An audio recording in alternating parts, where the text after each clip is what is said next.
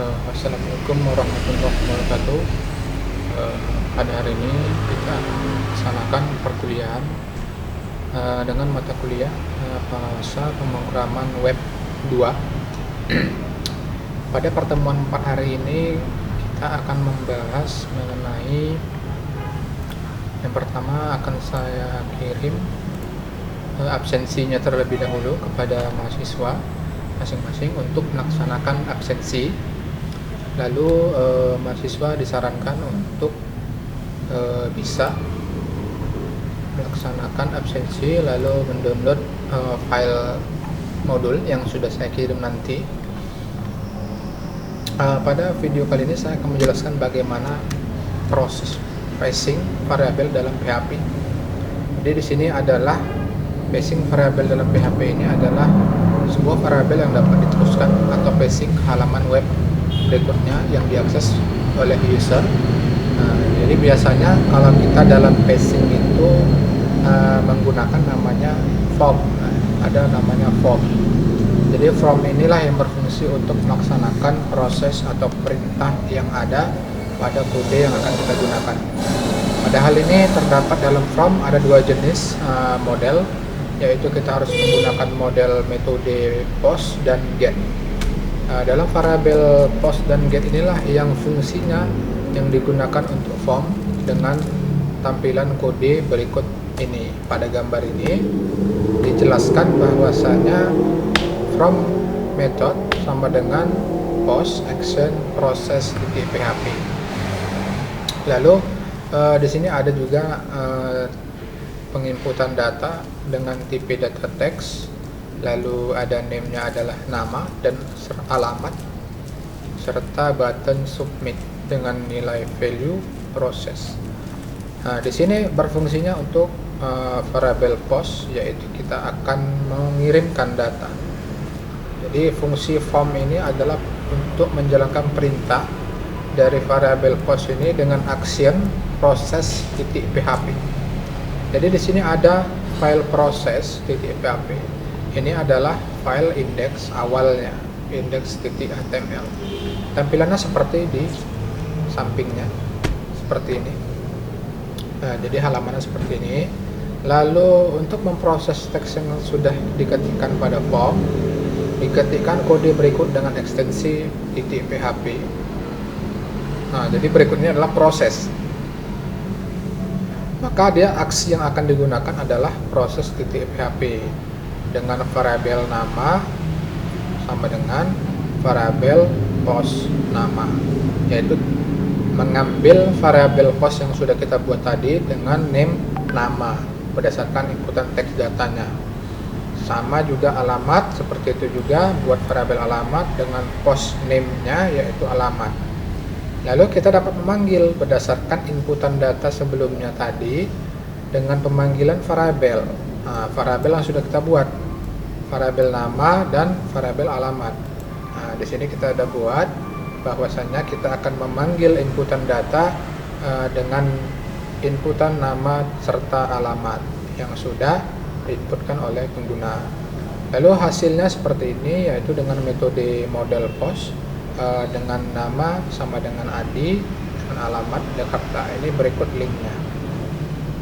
Lalu jika ingin merubah metode actionnya menjadi get, kita kan ada dua jenis tuh. Kalau misalnya di PHP ada dua jenis. Ingat aja, untuk proses penginputan data, pengiriman data, mengambil data, kita hanya ada di dua jenis model metode, yaitu get dan post. Tidak ada yang lain dari situ.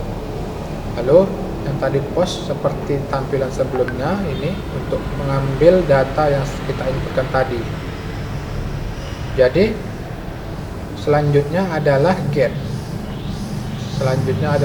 Kita akan mengubah kode pada indeks pada bagian from method sama dengan post action process .php menjadi from method get action process .php, yang dirubah hanya di bagian method get-nya saja. Lalu kita akan mengganti nama di prosesnya, name di prosesnya juga diganti menjadi get. Jadi yang post tadi diganti menjadi get. Begitu juga seterusnya dengan variabel alamat diganti dengan get. Lalu akan tampil hasilnya sama seperti tadi, hasil passing variabel PHP dengan metode get seperti tampilan di gambar berikut ini.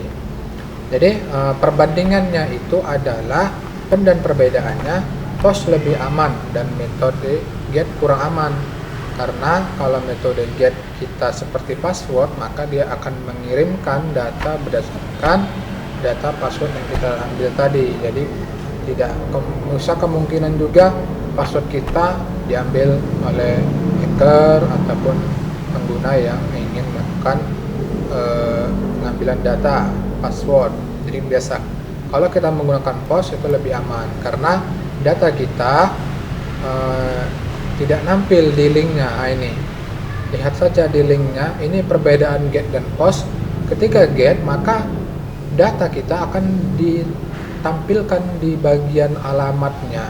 Nah, di sini ada nama sama dengan Adi dan alamat sama dengan Jakarta, nampil semua data-data kita. Jadi kalau POS dia hanya ini aja, hanya nama filenya aja, proses.php. Jadi tidak menampilkan data kita. Kalau di sini kita akan mengambil data. Nah, di sini kalau misalnya password, maka akan tampil data passwordnya di halaman alamat ini, linknya. Maka dapat gampang kita bisa mengambil data ini. Nah, jadi seperti itu ya perbedaan dan kekurangan serta kelebihan yang punya masing-masing. Baru metode get dibatasi panjangnya string hingga 2047. Kalau POS tidak. Jadi kalau kita menggunakan POS, data kita aman dalam pembuatan karakter string, kita bebas, tidak ada batasan. Kalau metode get kita hanya mempunyai batasan 2047 karakter. Jadi kalau lebih dari situ maka tidak bisa dijalankan. Lalu metode POS digunakan untuk mengirimkan data rahasia seperti password. Nah, ingat, POS adalah salah satu fungsi yang digunakan untuk menjaga privasi. Jadi password, data-data yang penting itu disimpan. Jadi kalau kita menggunakan POS, data lebih aman. Lalu kita menggunakan metode get yang digunakan untuk mengirimkan atau mengambil data publik seperti ID user atau ID halaman. Nah, jadi kalau get ini kita biasakan untuk mengambil data. Biasanya kita mengupdate data. Kalau mengupdate data, kita mengambil ID namanya, ID user. Mengubah data, kita ngambil ID user yang berdasarkan data tersebut atau ID barang contoh. Kita harus menggunakan get. Nah, disitulah fungsinya get tersebut. Tidak digunakan untuk mengirimkan data seperti password, nama, data-data penting itu tidak perlu. Jadi ada kebutuhannya masing-masing dan kegunaannya masing-masing dengan model metode POS dan get ini. Oke, jadi seperti itu untuk penjelasan mengenai phishing variable dalam PHP ya. Jadi itu saya harap mahasiswa dapat dijalankan ya, nanti dibuat ke dalam program, dicoba. Saya harap semua dapatlah bisa menggunakan ini POS dan getnya. Lalu kita akan berlanjut ke penjelasan mengenai latihan mengenai praktikum. Jadi di sini saya akan menjelaskan bagaimana konektivitas PHP dengan MySQL. Jadi setelah kita mengetahui bagaimana proses passing variabel dalam PHP, selanjutnya kita akan masuk ke dalam sedikit ke dalam bahasa pemrograman web yang agak medium. Jadi kita akan melakukan pembuatan koneksi antara database dengan MySQL. Nah, jadi seperti itu ya. Jadi di sini saya akan jelaskan dulu bagaimana cara pengkoneksiannya, langkah-langkah koneksinya, seperti itu. Jadi untuk examnya, jadi nanti gunakan exam yang ini ya, yang versi 321 ya. Itu nanti saya akan kirim lagi ya. Jadi ini ya. Jadi yang semalam itu kemungkinan ketinggian yang saya kirim di Classroom. Jadi coba nanti uninstall kita pakai yang versi di bawahnya saja. takutnya nanti tidak jalan dengan tidak sesuai modul. Jadi di sini untuk yang pertama, langkah-langkah dalam koneksi PHP MySQL. Yang pertama kita akan gunakan satu ya, membuka koneksi ke server MySQL. Caranya adalah MySQL Connect. Ini adalah kode untuk membuka koneksi. Ingat, ini untuk membuka koneksi. Lalu untuk juga digunakan pengujian antara koneksi kepada server database MySQL. Bagaimana sintaks kodenya? Tampilannya seperti ini. Variabel, ini adalah variabel, ingat variabel koneksi ini artinya. Sama dengan MySQL Connect, buka kurung, ingat ini ya, pembuka untuk koneksi. Buka koneksi, panggil host. Ini adalah localhost sesuai dengan exam yang kita gunakan. Username-nya itu adalah root, passwordnya kosong biasanya. Jadi ingat, ini adalah nama variabel penampung status hasil koneksi kepada database. Lalu host adalah nama host, alamat server database. Lalu username adalah user yang telah diberi hak untuk dapat mengakses server kepada database. Lalu password adalah kata sandi untuk username yang ada pada database tersebut. Lalu selanjutnya kita akan memilih database yang akan digunakan di server. Jadi kita akan memilih dulu, memilih database yang akan digunakan. Setelah kita menguji server, maka selanjutnya kita akan membuat pilihan database mana yang akan kita gunakan. Nah, jadi kita harus tahu database mana yang akan kita gunakan. Setelah itu kita sintaks kodenya seperti ini. Variabel pilih MySQL select DB. Nah, ini adalah MySQL select DB untuk memilih database-nya. Lalu bagaimana penjelasannya? Variabel pilih ini adalah berisi status koneksi kepada database. Lalu koneksinya merupakan koneksi pada server database yang berhasil. Nama database adalah nama database yang akan diproses nantinya. Oke. Jadi seperti itu. Selanjutnya adalah mengambil sebuah query. Mengambil sebuah query dari sebuah database, yaitu bagaimana caranya. Di sini kita gunakan MySQL query, yaitu untuk melakukan eksekusi perintah SQL untuk memanipulasi database yang berhasil dilakukan koneksinya menggunakan MySQL select DB. Jadi kodenya seperti ini, yaitu variabel hasil sama dengan MySQL query. Lalu kita tampilkan SQL statementnya itu adalah select bintang from ini biasanya, itu berupa record set apabila SQL statement berupa perintah select. Kita menggunakan select biasa ya, select bintang from table. Table contoh table barang, kita mau menampilkan table barang, ya udah select bintang from table barang, nama table. Lalu kita akan selanjutnya adalah ada juga mengambil record, mengambil data dari table yang sudah kita buat. Sebelumnya tadi adalah kita memilih table. Setelah memilih table, kita akan mengambil data dari table tersebut. Itu kalau data dalam table biasa kita sebut dengan record. Bagaimana cara pengambilan data rekodnya? Kita harus menggunakan MySQL Fetch Array namanya.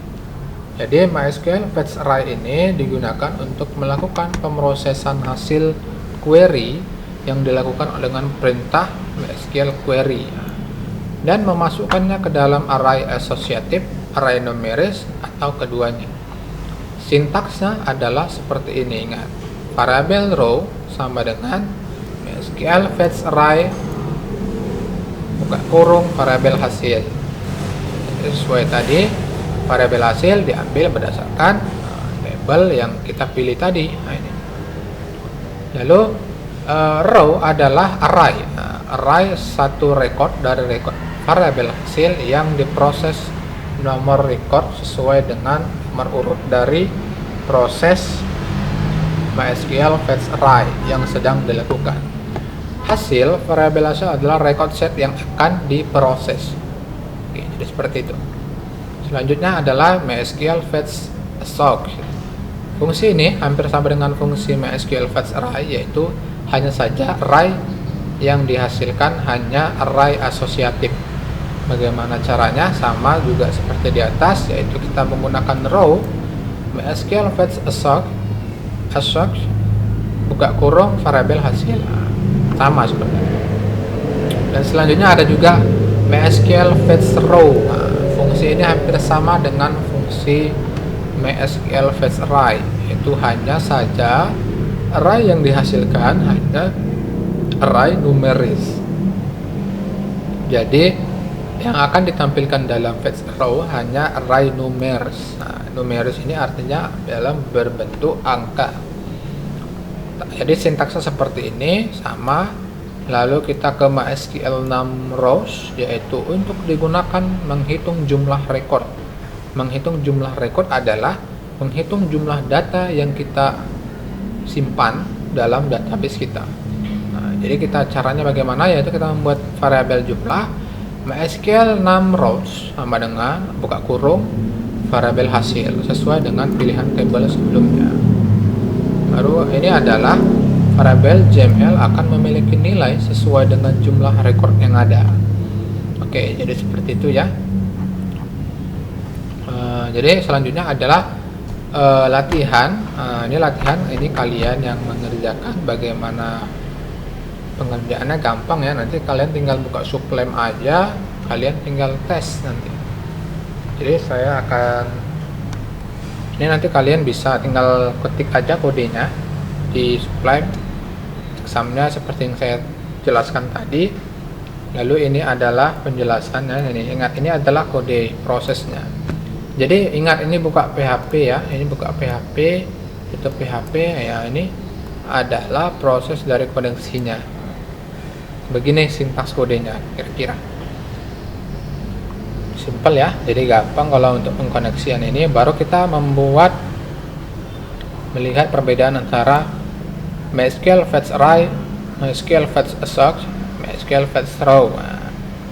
Buatlah tabel liga berikut dengan 3 field, kode negara, table database seperti biasa ya. Kita tinggal jalankan bagaimana menjalankan database-nya. Saya rasa sudah dipelajari di pemrograman website lah ya.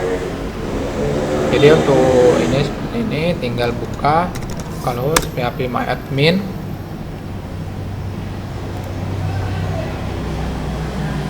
Cara membuat database saya harap sudah mengetahui semua lah ya.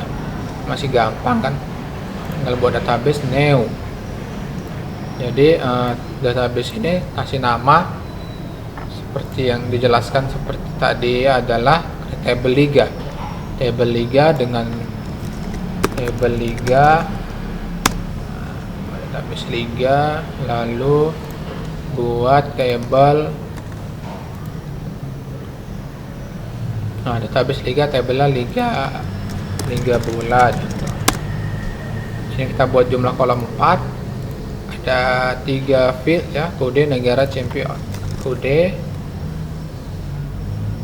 negara serta champion. Baru kita buka, ini ingat char integer, tinggal buat char integer 15. Oke, simpan. Lalu kita isi tabelnya, datanya dengan sesuai dengan ini.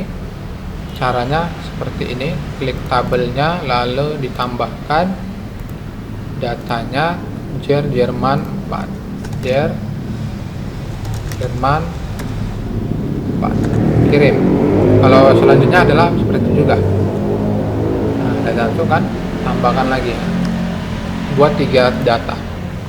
Setelah itu buat akses database menggunakan MySQL fetch array ya, MySQL fetch array. Lalu buat sama seperti tadi ya, ini satu file ya. Ini di file yang tadi ya, ingat jangan beda file. Jadi setelah itu kita buat, kan ini kan tadi koneksi database kan sama kan. Demo koneksi database MySQL variable count. Nah, ini dia variabelnya. Lalu kita ingin menampilkan data liga yang mau kita tampilkan di web kita. Bagaimana caranya? Kita akan menguat fungsi MySQL Fetch Array tadi. Kita gunakan variabel hasil. Di database-nya itu adalah liga. Jadi diganti ini liga. Ya, database-nya ya, ingat. Lalu kita buat variabel MySQL query untuk memilih database-nya, untuk memilih tabelnya. Lalu kita ingin menampilkan datanya dengan menggunakan MySQL Fetch Array. Ini jadi seperti ini. Ini untuk echo. Echo adalah pemanggilan datanya. Datanya berdasarkan row field yang ada pada database. Jadi kita ingin menampilkan negara. Row 2 adalah champion. Champion ini. Champion. Oke. Ini adalah maksudnya di sini. Asosiatif adalah nilai yang diambil. Nilai yang diambil itu berdasarkan nama fieldnya. Ini asosiatif namanya. Kalau numeris dia nilai field. Misal kita nilai ini dimulai dari 0, 1 dan 2. Kayak seperti itu. Ini 2 ini dia 2 berarti ke champion. Negara kan sudah. Negara ini kalau kita buat numeris itu menjadi 1. Selanjutnya kita membuat contoh, tinggal rubah ya. Jadi kalian melihat perbandingan antara MySQL Fetch Array, MySQL Fetch Row, tinggal ganti. Jangan dibuat file baru, tinggal ganti di bagian row-nya. Row-nya diganti, tadi array diganti menjadi row. Coba gimana lihat hasilnya. Jadi perbedaan di sini ya. Kita hanya memanggilnya menggunakan nilai numeris saja. Menjadi seperti itu. Ya bang? Ya bang? Udah. Suruh buat ini, apa namanya? Google Form mahasiswa. Jaka pendataan vaksin, siapa aja yang udah vaksin, berapa persen. Kalau banyak udah boleh masuk lah. Belum ya nggak boleh. Nggak tahu. Data dulu ini paling berapa persen yang udah. Tengok dulu kan. Kalau banyak mungkin udah bisa masuk lah, mungkin 50%.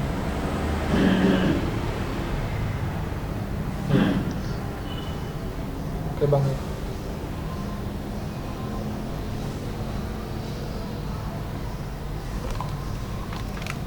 Oke, kita lanjut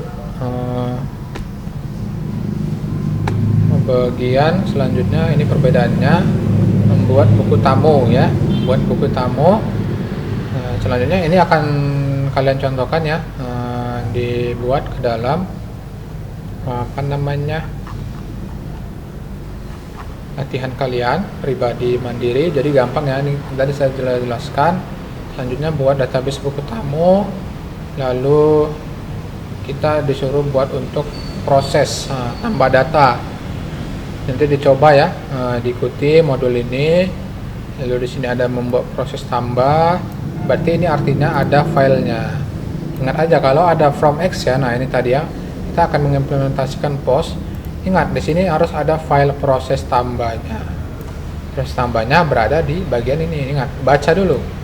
Nah, dibaca keterangannya, lalu diikuti codingnya, disimpan ke dalam localhost exam ya, filenya di htdocs.